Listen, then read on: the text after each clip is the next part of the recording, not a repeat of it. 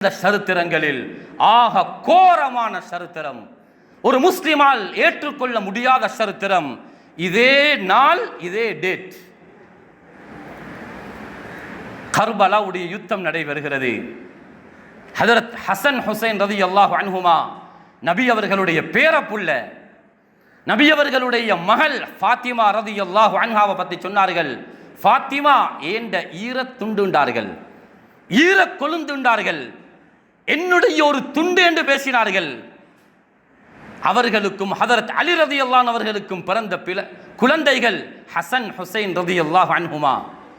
சஹீஹுல் புகாரில் இருக்குது, நபி அவர்களோடு மிம்பர்ல அந்த இடத்துல மேலே குதித்து விளையாடி கொண்டிருப்போம்.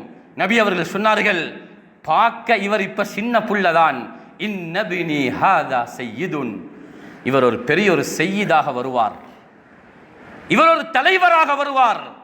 சய்யிதா ஷபாபி அஹ்லில் ஜன்னah, முழு சுவர்க்கவாதிகளின் வாலிபர்களுக்கு தலைவர் என்னுடைய பேரப்புள்ள ஹசன் ஹுசைன் ரலியல்லாஹு அன்ஹுமா. நசாயில் இருக்கிறது, மன் அஹப்பல் ஹசன் வல் ஹுசைன், யார் ஹசன் ஹுசைன் ரலியல்லாஹு அன்ஹுமா அவர்களை நேசிக்கிறார்களோ ஃபகத் அஹப்பனி, நபி அவர்கள் சொன்னார்கள், அவர் உண்மையிலே என்ன நேசிச்சிட்டார்.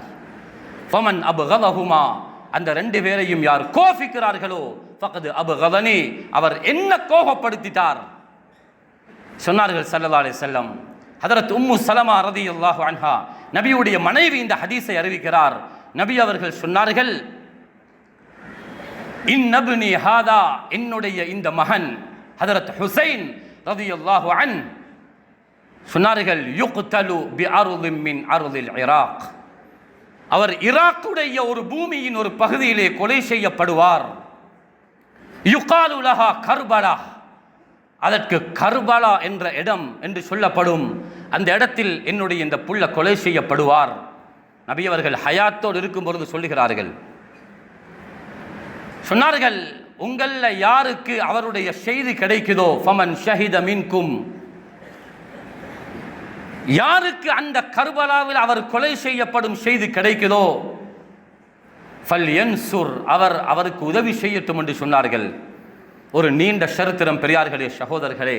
ஹதரத் அலி ரலியல்லாஹு அன்ஹு அவர்களுக்கு பின்னால் ஆட்சி அங்கே ஹதரத் ஹசன் ரலியல்லாஹு அன்ஹு அவர்களுக்கு வர வேண்டும்.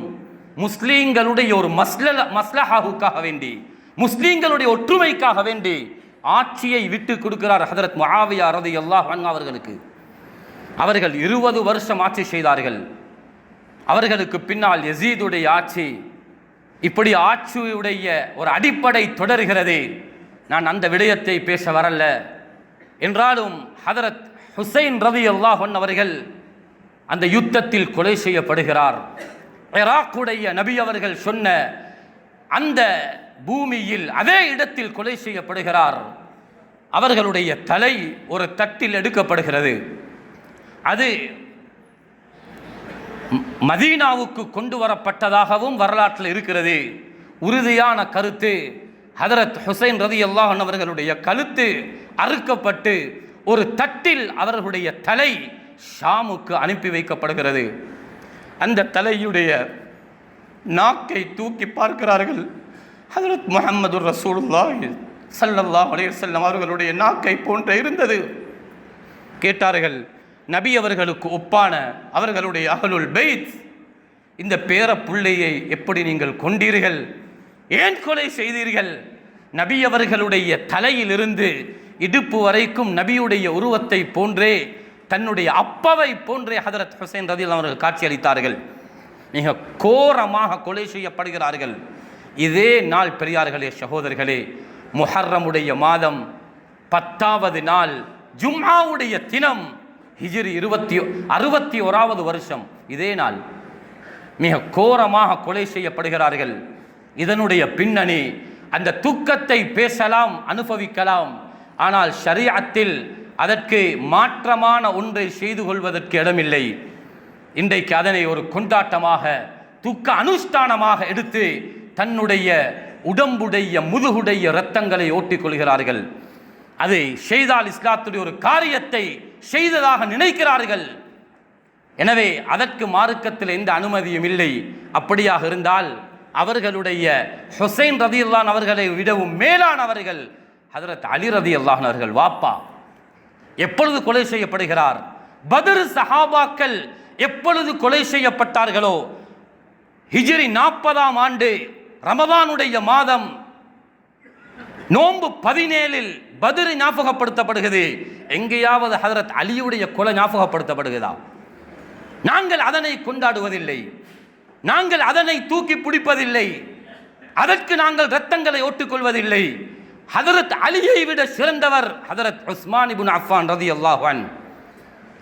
36வது வருஷம் அவர்களுடைய தலை அறுக்கப்படுகிறது, கொலை செய்யப்படுகிறார். அவரும் நாங்கள் ஞாபகப்படுத்தப்படுவதில்லை. அவரை விட சிறந்தவர் ஹஜ்ரத் உமர் ரலியல்லாஹு அன்ஹு அவர்கள். மிஹ்ராபு கிட்ட அவர்களும் ஹஜ்ரத் உமர் ரலியல்லாஹு அன்ஹு அவர்களும் குத்தி கொலை செய்யப்படுகிறார். ஹஜ்ரத் உமருடைய கொலையையும் நாங்கள் கர்பலாவை போன்று ஏன் பேசுவதில்லை, ஏன் இரத்தங்களை ஒட்டுக்கொள்வதில்லை? அவரை சிறந்தவர் ஹஜ்ரத் அபூபக்கர் சித்திக் ரலியல்லாஹு அன்ஹு அவர்கள். அவர்கள் மரணித்ததையும் நாங்கள் இவ்வளவு பெரிதாக பேசுவதில்லை என்றாலும் கர்பலாவில் உடம்பில் இரத்தங்களை ஓட்டிக்கொண்டு வாள்களால் வெட்டி கொண்டு, இது எங்களுடைய இஸ்லாமிய ஒரு முறையல்ல. அது இஸ்லாத்துடைய பெயரில் ஒரு கூட்டம் செய்தாலும் அதை நாங்கள் யாரும் ஆதரிக்கவும் இல்லை, அது ஷரியத்துடைய ஒரு பகுதியாக பார்ப்பதும் இல்லை. என்றாலும் இன்றைய நாள் அவ்வளவு